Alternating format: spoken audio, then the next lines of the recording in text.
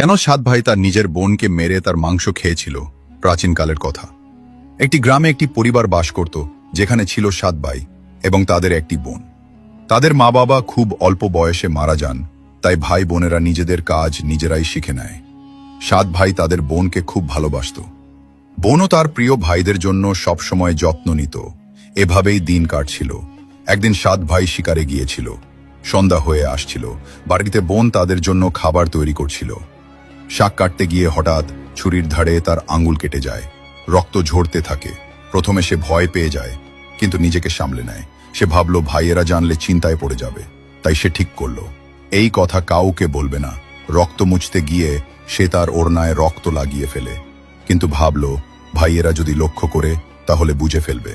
অনেক ভেবেচিন্তে সে তার রক্ত মুছে ফেলল সেই শাক দিয়ে, যা দিয়ে সে রান্না করছিল। সন্ধ্যায় যখন ভাইয়েরা বাড়ি ফিরল, বোন সবার জন্য খাবার পরিবেশন করল। সেদিনের শাকের স্বাদ এতটাই অপূর্ব ছিল যে সাত ভাইয়েরা আঙুল চেটে খেতে লাগলো। তারা বলল, বোন, আজকের শাক তো অসাধারণ, এমন স্বাদ আগে কখনো পাইনি। বোন তাদের প্রশংসা শুনে মুচকি হাসল। সে ভাবল ভাইয়েরা খুশি, এটাই যথেষ্ট। কিন্তু গল্প এখানেই শেষ হলো না। পরদিন সকালে যখন তারা আলোচনা করতে লাগলো যে বোন শাকে কি মিশিয়েছিল যে এত স্বাদ হয়েছিল, তারা ঠিক করল সন্ধ্যায় বোনের কাছে এর রহস্য জানতে চাইবে। সন্ধ্যায় তারা তাড়াতাড়ি বাড়ি ফিরল। বোন তখন রান্না করছিল। বড় ভাই এগিয়ে গিয়ে বলল, বোন, তুমি কাল শাকে কি মিশিয়েছিলে? এত অসাধারণ স্বাদ কিভাবে হলো? বোন প্রথমে কথা গোড়ানোর চেষ্টা করল, কিন্তু বড় ভাইয়ের বারবার জিজ্ঞাসায় সে সত্যিটা বলে ফেলল।